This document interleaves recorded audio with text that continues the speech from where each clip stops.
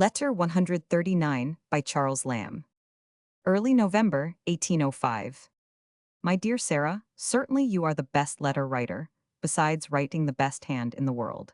I have just been reading over again your two long letters, and I perceive they make me very envious. I have taken a brand new pen, and put on my spectacles, and am peering with all my might to see the lines in the paper, which the sight of your even lines had well nigh tempted me to rule. And I have moreover taken 2 pinches of snuff extraordinary, to clear my head, which feels more cloudy than common this fine, cheerful morning. All I can gather from your clear and, I have no doubt, faithful history of Maltese politics is, that the good doctor, though a firm friend, an excellent fancier of brooches, a good husband, an upright advocate, and in short, all that they say upon tombstones, for I do not recollect that they celebrate any fraternal virtues there, yet is but a moody brother, that your sister-in-law is pretty much like what all sisters-in-law have been since the first happy invention of the happy marriage state. That friend Coleridge has undergone no alteration by crossing the Atlantic. For his friendliness to you, as well as all the oddities you mention, are just what one ought to look for from him. And that you, my dear Sarah, have proved yourself just as unfit to flourish in a little, proud garrison town as I did shrewdly suspect you were before you went there. If I possibly can, I will prevail upon Charles to write to your brother by the conveyance you mention. But he is so unwell, I almost fear the fortnight will slip away before I can get him in the right vein. Indeed, it has been sad and heavy times with us lately. When I am pretty well, his low spirits throws me back again, and when he begins to get a little cheerful, then I do the same kind office for him. I heartily wish for the arrival of Coleridge. A few such evenings as we have sometimes passed with him would wind us up, and set us a-going again. Do not say anything when you write of our low spirits, it will vex Charles. You would laugh or you would cry, perhaps both, to see us sit together, looking at each other with long and rueful faces, and saying, "How do you do? And how do you do?" And then we fall a-crying and say we will be better on the morrow. He says we are like Toothech and his friend Gumbile, which though a kind of ease, is but an uneasy kind of ease, a comfort of rather an uncomfortable sort. I rejoice to hear of your mother's amendment, when you can leave her with any satisfaction to yourself, which, as her sister, I think I understand by your letters, is with her. I hope you may soon be able to do. Let me know upon what plan you mean to come to town. Your brother proposed your being 6 months in town, and 6 with your mother, but he did not then know of your poor mother's illness. By his desire, I inquired for a respectable family for you, to board with, and from Captain Burney I heard of one I thought would suit you at that time. He particularly desires I would not think of your being with us, not thinking, I conjecture, the home of a single man respectable enough.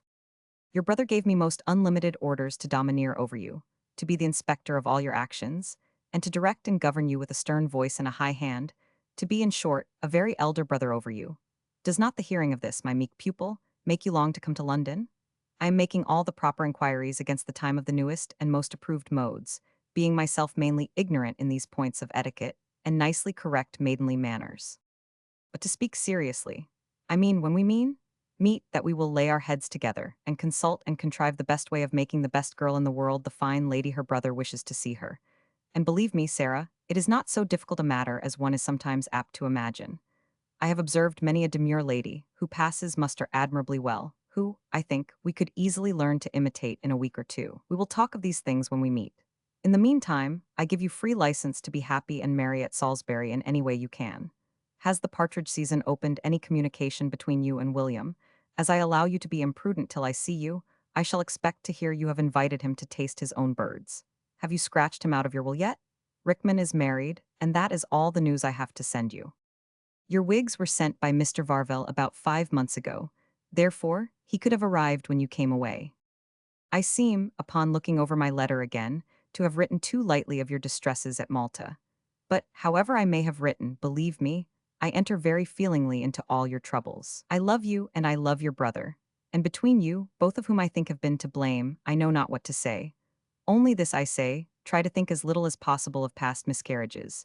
It was, perhaps, so ordered by Providence that you might return home to be a comfort to your poor mother. And do not, I conjure you, let her unhappy malady afflict you too deeply.